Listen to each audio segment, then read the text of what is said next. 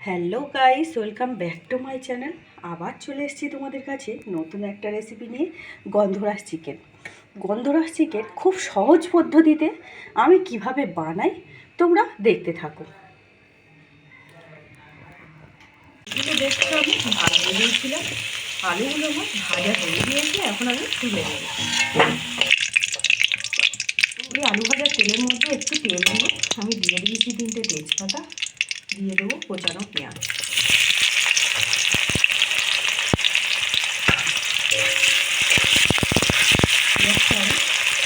ভালো করে তেলের সাথে মিশিয়ে দেবো।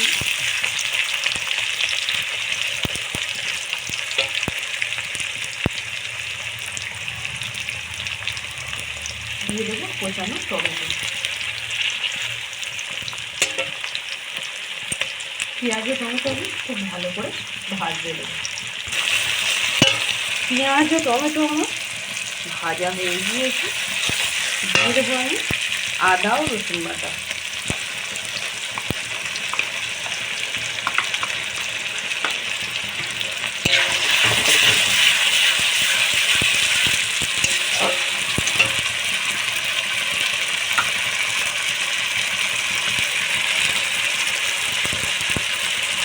দিয়ে দেবো হলুদ গুঁড়ো 1 চামচ, 2 চামচ হলুদ গুঁড়ো,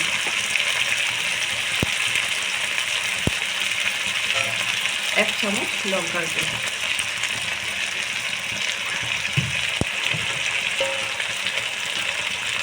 স্বাদ মতো লবণ। খুব ভালো করে সব মশলা আমি কষিয়ে নেব।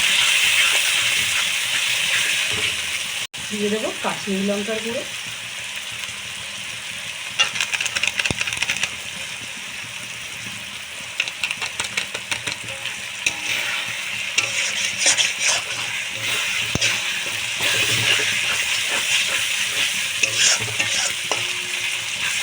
কষিয়ে নেবো আমি মশলাগুলো। দিয়ে দেবো চিকেন মশলা।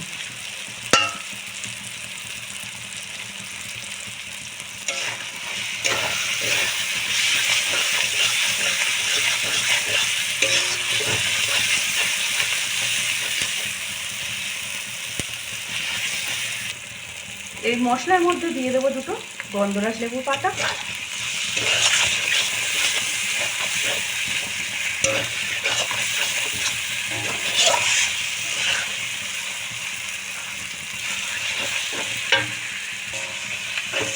অল্প একটু জল দিয়ে দেবো।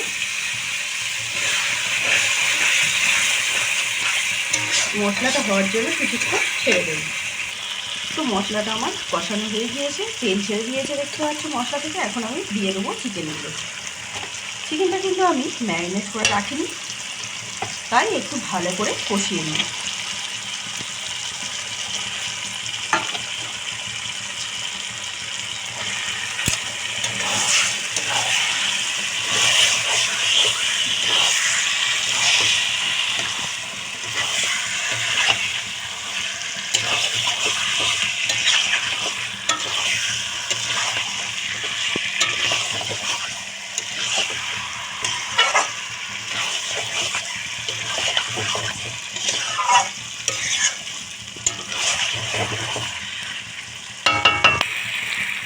দিয়ে দেবো ভেজে রাখা আলু।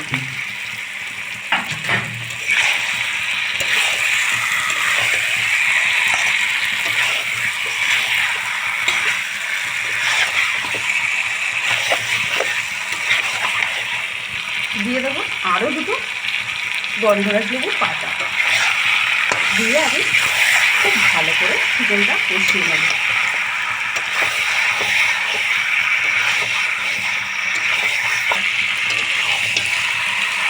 তো চিকেনটা আমার একদম কষানো রেডি। এখন আমি জল অ্যাড করে দেবো।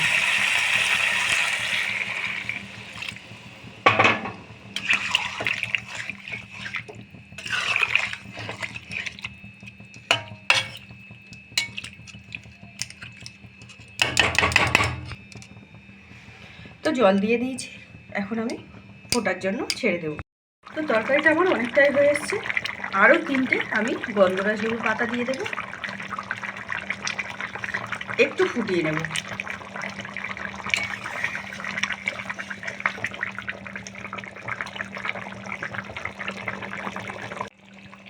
তরকারিটা দেখছো আমার হয়ে এসছে। উপর থেকে আমি গরম মশলা ছড়িয়ে দেব। তোমরা চাইলে গরম মশলাটা নাও দিতে পারো, না দিলে কী হবে, গন্ধরাজ লেবুর যে পাতার গন্ধটা খুব সুন্দর থাকবে। এখন আমি নামিয়ে নেব। তো ভিডিওটি ভালো লাগলে লাইক করো, আর চ্যানেলে নতুন হয়ে থাকলে সাবস্ক্রাইব করো। এখনকার মতো এই পর্যন্তই থাক, আবার ফিরে আসছি নতুন একটা রেসিপি নিয়ে। সবাই ভালো থেকো, সুস্থ থেকো।